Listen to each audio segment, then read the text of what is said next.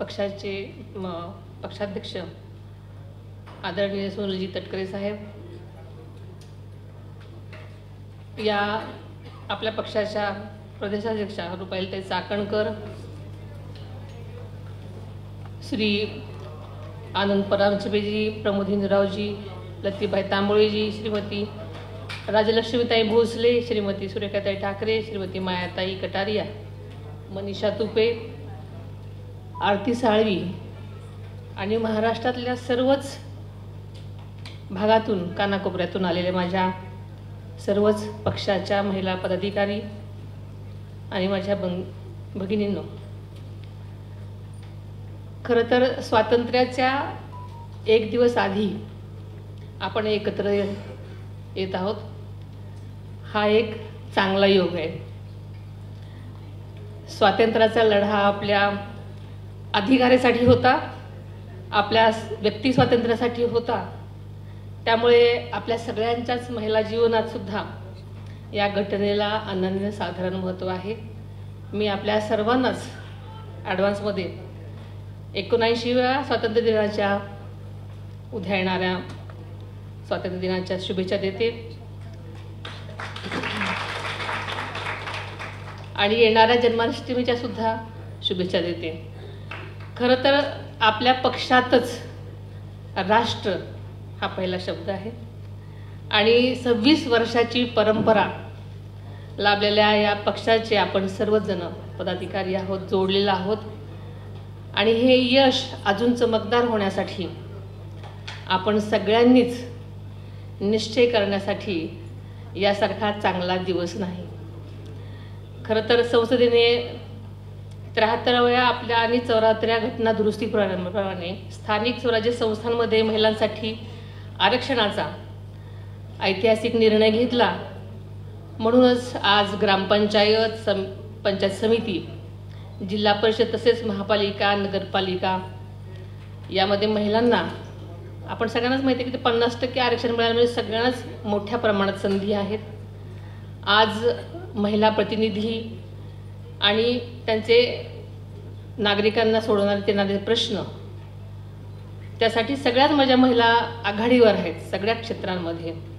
पण अजूनही आपल्याला अधिक सक्रिय होऊन मोठा पल्ला गाठायचा आहे. आपल्याला अनेक अनुभवी लोकांनी, राजश्रीताईंनी, ठाकरेताईंनी मार्गदर्शन अतिशय मार्मिकरित्या संबंध विषयांवरती प्रकाश टाकून केलेला आहे.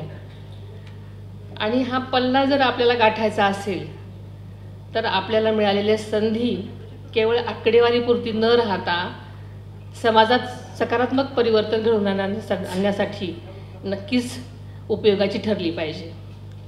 आपल्याला माहिती आहे की आपल्या पक्षाचे राष्ट्रीय अध्यक्ष आदरणीय दादा, प्रदेशाध्यक्ष आदरणीय तटकरे साहेब आणि आपले पटेल साहेब यांच्या नेतृत्वामध्ये राष्ट्रवादी काँग्रेस पक्ष राज्यामध्ये आज आपण युतीमध्ये सत्तेत आलेलो आहोत. आपल्याला माहिती आहे की राज्यातल्या गावगाड्यापर्यंतच्या विकासाला गती देण्याचं कार्य राष्ट्रवादी काँग्रेस पक्षानं आपल्या सर्वच मंत्रिमंडळांच्या माध्यमातून अतिशय चांगल्या प्रकारे होत आहे. हे आपण आदित्यताईंच्या भाषणामधून ऐकलेलं आहे. त्यांनी आपल्याला त्यांच्या अखत्यारीतल्या खात्यामध्ये काही योजना आहेत त्यांची सविस्तर माहिती दिली आणि त्या तळागाळापर्यंत आपण कशा पोचवल्या पाहिजेत याचंही अत्यंत अगदी मार्मिकरित्या त्यांनी आपल्याला सांगितलं. शासनाच्या माध्यमातून आपले नेते करीत असलेले काम आणि ज्या काही योजना आहेत त्या जनतेपर्यंत पोचवण्याची आपल्या सगळ्यांनाच गरज आहे. जनतेमध्ये जाऊन त्यांना अवेअरनेस निर्माण करण्याची गरज आहे. त्यामुळे नक्कीच याचा फायदा आपल्याला होणार आहे. आजचं युग आपल्याला सगळ्यांनाच माहिती आहे की आता राजश्रीताईंनी पण सांगितलं, राजलक्ष्मीताईंनी पण सांगितलं की हे सोशल मीडियाचं युग आहे. त्यामुळे जनतेशी प्रत्यक्ष संवाद साधण्याबरोबरच एक्स म्हणजे जे ट्विटर आहे, फेसबुक आहे, इंस्टाग्राम आहे, यूट्यूब आहे, अशा माध्यमांचा सकारात्मक उपयोग आपण सगळ्यांनी केला पाहिजे. मी अलीकडे ज्यांची ओळख होते त्यांचं जेव्हा मी कुठलंही अकाउंट बघते तेव्हा बरेच जण आपल्या पक्षाच्या सुद्धा पेजला फॉलो करत नाहीत असं दिसतं आणि हे अत्यंत खेदजनक बाब आहे. कारण आज सोशल मीडियाच्या या जमान्यामध्ये आपण एक आपला पक्ष म्हणून सगळ्यांनी सोशल मीडियावर सतत जागरूक राहिलं पाहिजे, अवेअर राहिलं पाहिजे आणि आपण सुद्धा केलेल्या कामाला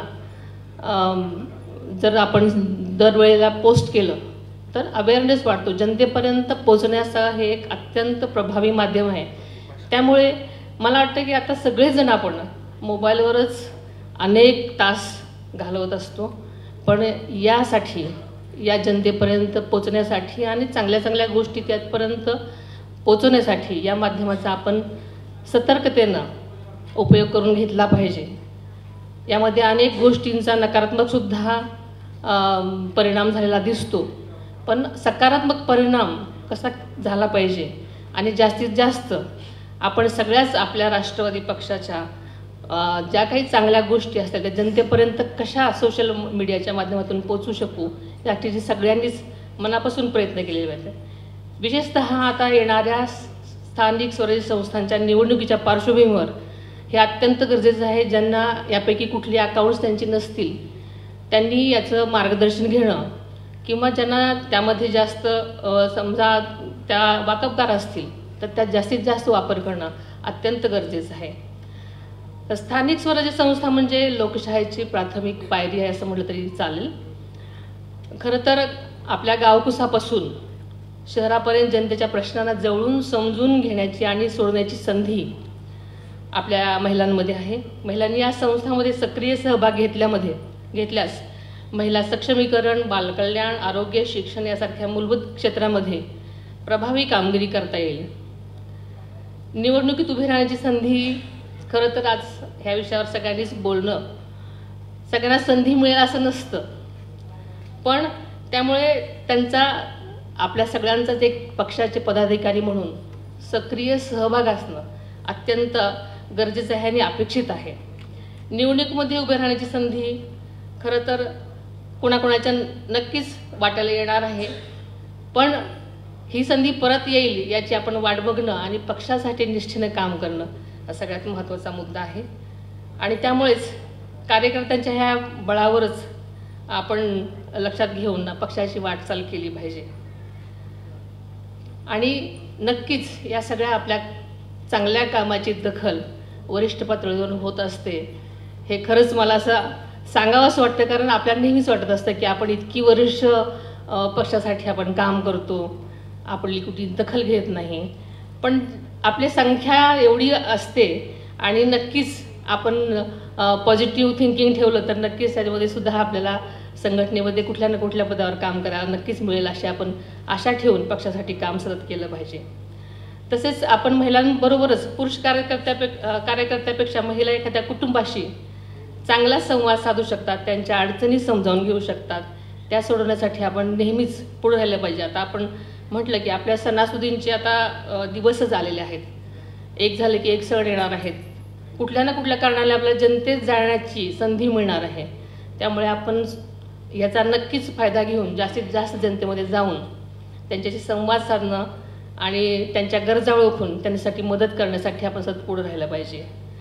त्यामुळे आरोग्य, शिक्षण, पाणीपुरवठा यासारख्या मुद्द्यावर आपण जास्त लक्ष दिलं तर जास्त बरं होईल. कारण ह्या अतिशय निकडीच्या समस्या आहेत, समाजातील दुर्बल घटकांप्रती या संवेदनशील असतात. त्यामुळे तुमच्यातून भविष्यातील नेतृत्व उभं राहणं नक्कीच गरजेचं आहे.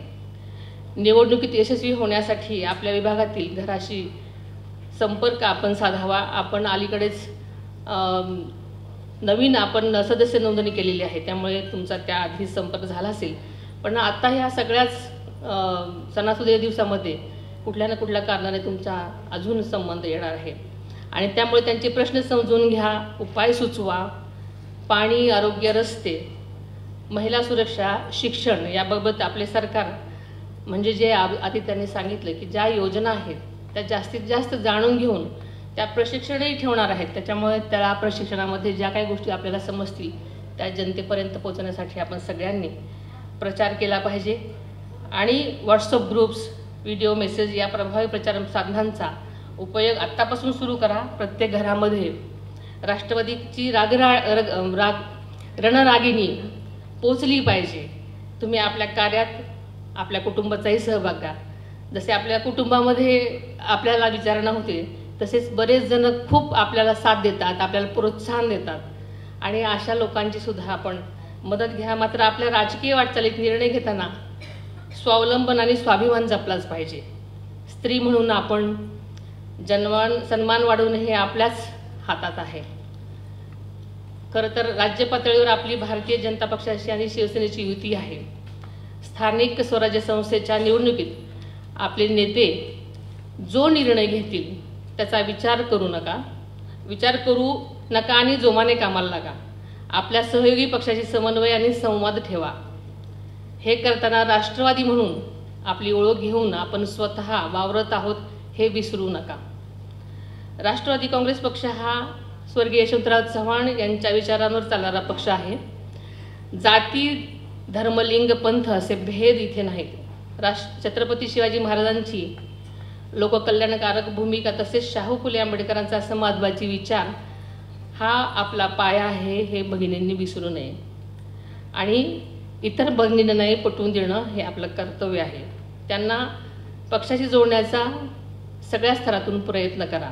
मुख्यमंत्री लाडकी बहीण योजनेसाठी आदरणीय दादांच्या माध्यमातून कोट्यावधी रुपयांचा निधी उपलब्ध करून दिला आहे। त्यासोबतच महिला बचत गट, चळवळ असो वा महिलांचे मोफत शिक्षण आणि आदित्यताईंनी सांगितलेल्या त्यांच्या खात्यातल्या सगळ्याच योजना आणि इतर सगळ्या योजनासुद्धा आपण कल्याणकारी जे निर्णय आपण घेतलेले आहेत हे आपण त्यांना समजून सांगा।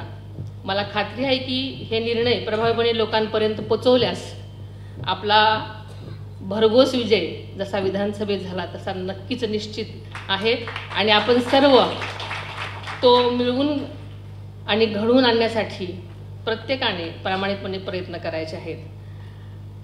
मला जाता एवढंच सांगायचं आहे की माझ्या ह्या सगळ्या महिला भगिनी प्रत्येक वेगवेगळ्या विभागातून आलेल्या आहेत। प्रत्येकांचे अनेक स्थानिक काही प्रश्न असतील, काही कामं असतील जे की केंद्र शासनाच्या अखत्यारीमध्ये असतील। त्या सगळ्या माझ्या महिला भगिनींना मी सांगू इच्छिते की आपल्या सगळ्यांच्या उदंड सदिच्छेमुळे आणि आदरणीय पक्षांनी, आदरणीय तटकरे साहेबांनी, आदरणीय दादांनी आणि सगळ्यांनीच मला ही खासदार बनण्याची संधी दिल्यामुळे मी नक्कीच माझ्या महिला भगिनींचे प्रश्न जे काय असतील ते संसदेत मांडण्याचा मला संधी आहे। त्यामुळे जे काय तुमच्या अडीअडचणी असतील, प्रश्न असतील तर तुम्ही ते नक्कीच मला कळवा। मी तुमचा आवाज संसदेमध्ये मांडण्यासाठी प्रयत्न करेन। आणि आज परत एकदा मी रुपालीताईंचे आणि त्यांच्या सहकाऱ्यांचे तसेच आदरणीय तटकरे साहेबांचे आभार मानते। मला या बैठकीसाठी बोलवलं आणि या निमित्ताने आपल्या सर्वांची भेट घेण्याची संधी मिळाली।